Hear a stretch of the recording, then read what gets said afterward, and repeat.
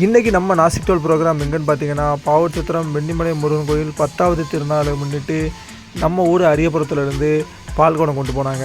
அதுக்கு தான் நம்ம ப்ரோக்ராம் போயிருந்தோம்.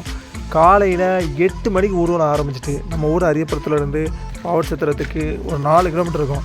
அதனால் காலையில் சீக்கிரமாக ஊர்வலம் ஆரம்பிச்சிச்சு.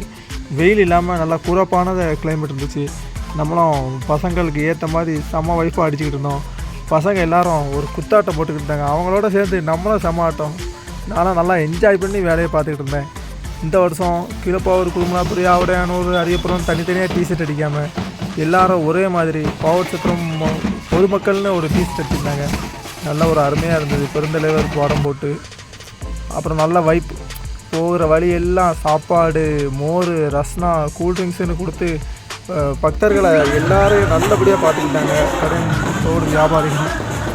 அப்புறம் ஒரு சின்ன வைப்பு. அது நான் அடிக்கவே இல்லை.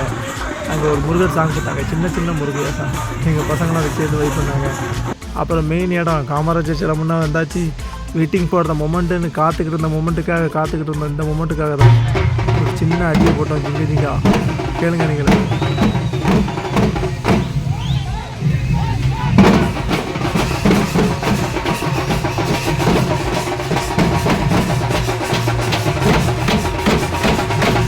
அப்புறம் சுற்றி இருந்த கூட்டம் சரியான கூட்டங்க. நம்ம அடித்த அடியை பார்த்து கூட்டமே நம்மளை தான் பார்த்துக்கிட்டு இருந்துச்சு.